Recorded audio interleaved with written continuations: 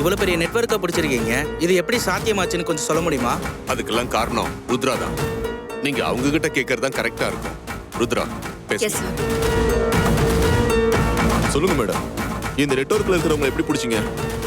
இந்த நெட்வொர்க்ல இருக்கிறவங்க நாம நினைச்சு பார்க்க முடியாத அளவுக்கு நிறைய கிரைம்ஸ் பண்ணிருக்காங்க.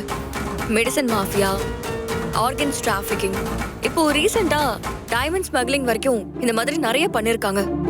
இவங்கள ரொம்ப நாளா வாட்ச் பண்ணி தான் நாங்க பிடிச்சோம். மேடம், இந்த நெட்வொர்க்கோட மெயின் லீடே உங்க ஹஸ்பண்ட் விக்ரம் தான். அப்படி இருந்தும் அவரே கொண்டு பிடிச்சிருக்கீங்களே, எப்படி மேடம்?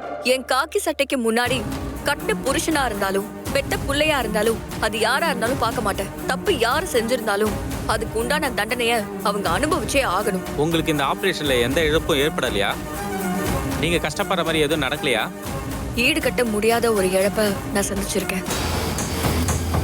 என்னோட தங்கச்சி காவியாவை நான் இந்த ஆபரேஷன்ல இழந்திருக்கேன்.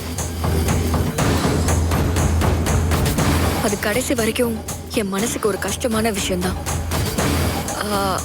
அப்புறம் ஒரு முக்கியமான விஷயம், இந்த ஆபரேஷன்ல எனக்கு சப்போர்ட்டா இருந்தது சப் இன்ஸ்பெக்டர் சந்துரு சார் தான்.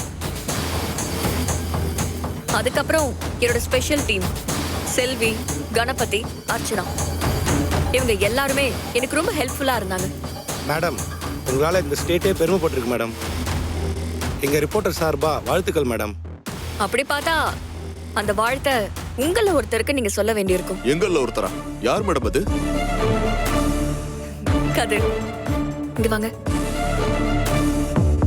இவர்தான் அந்த ஒருத்தர், என்னோட பெஸ்ட் ஃப்ரெண்ட் கதிர். இந்த ஆபரேஷன்ல இவரோட பங்கு ரொம்ப அதிகம்.